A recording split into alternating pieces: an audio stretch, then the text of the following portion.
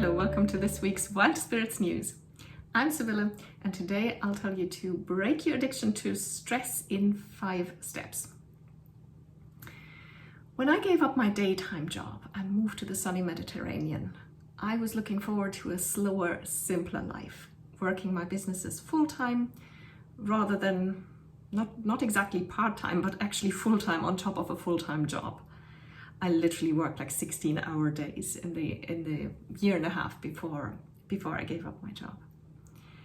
And several months in, I suddenly realized that I was still working around the clock, or at least I was always busy. I was always stressed. I didn't have that relaxed feeling yet that I'd been looking forward to so much. I've spoken before about our need to be constantly busy. And it turns out, I read up about it a little bit, and it turns out that's actually an addiction.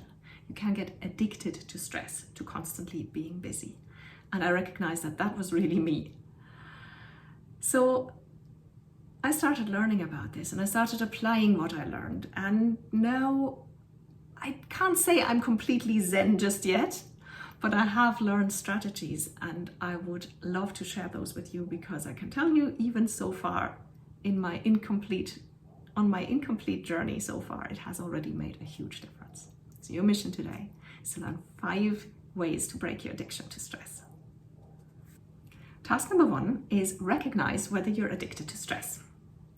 Stress, is important to understand, is not just a concept, something that we feel, or a mood or something like that.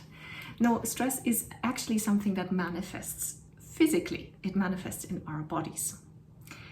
Adrenaline is produced and pumps through our system. Our pulse starts to accelerate. We sleep less and we're more alert at all times. All these things are super useful when it comes to facing an imminent danger. I mean, even now it can be if somebody's about to cut you off in traffic, it's better if you're alert and can brake on time, right? Rather than causing an accident. But if this becomes a permanent state, the stressful state, we can already see that this might not be very good for you, and it's actually extremely unhealthy. All that adrenaline and the raised pulse frequency, the lack of sleep, it can lead to all sorts of problems. And it's really hard to recognize, because it's just so widespread and so normalized in our society nowadays. So I've written down a couple of signs how you can spot whether you might be addicted to stress and to being constantly busy. I've written them down, so I'm going to read this now. You find it hard to switch off, like you're back from work, or you're supposed to not work anymore, and you just sit there and you find yourself tapping your foot, or you're still thinking of work. You just cannot relax and switch off from it.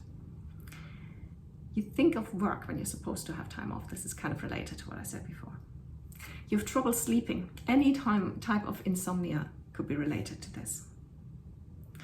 You have compensation mechanisms and behaviors such as overeating, over-exercising, or similar compulsive behaviors, similar methods.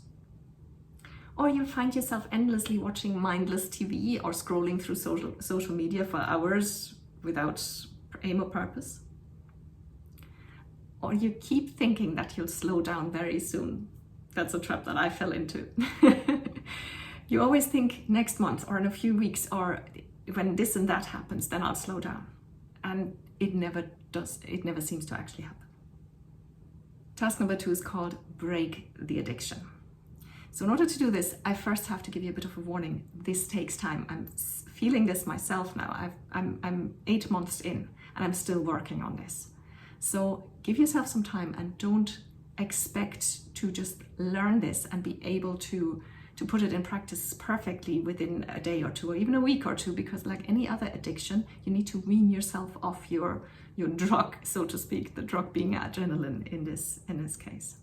So I have found a couple of ways, 5 to be exact, that I found extremely effective and useful for myself. I've written those down as well, so I'm going to read them out to you. First is the cutoff time for all media in the evening.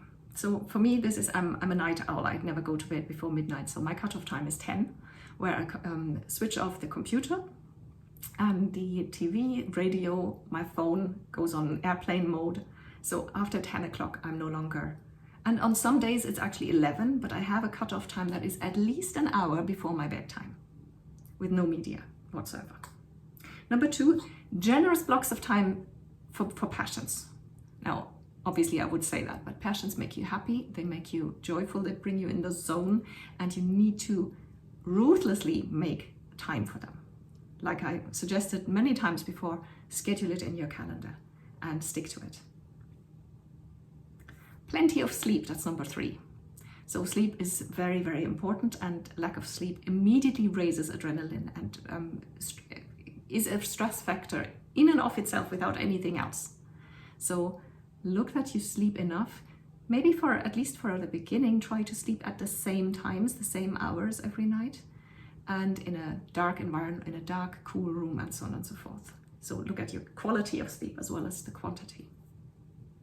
Number 4 is meeting another human being face to face at least once a week. Now this is ridiculous for those of us who have families and spouses, live-in partners and all the rest. But honestly, just living alongside people is not the same thing as actually having quality face-to-face time. And those of us who live on our own need to actually make the effort to meet another person. During COVID times that can be difficult, but you can keep a distance if you're sitting outdoors in a cafe or go for a walk or whatever. You can wear your masks. Have some personal time with another human being at least once a week. And the 5th and last step is spend time in nature at least once a week. This could simply be a walk in a park. Better still if it's real nature, if it's like in the mountains or by a river, but you don't have to, if you have to drive far for it, do whatever you can do, but be around somewhere, something green every now and then, at least once a week. See what this does, and over time I promise this will actually lessen your addiction to stress. Which brings me to task number 3, which is let me know. Hit the reply button and tell me what you take away from this video. Which of the steps seems the most doable to you, and what are you going to start off with? What's your experience around stress or relaxing? I'd love to hear from you, and I'll reply to every email, I promise. If you didn't get the link to the video in an email, that means you're not part of the Wild Spirits community yet, and you should join us. Go to wildspiritscoaching.com and fill in that little form there. You get 1 email per week. It's really 100% spam free. You'll get extra articles and information, recommendations of books and other resources, and sometimes you get exclusive offers that are only for my subscribers that nobody else ever gets to see. So go to wildspiritscoaching.com and sign up, or you can Google Wild Spirits Coaching. That'll get you to the website as well. Thank you for watching.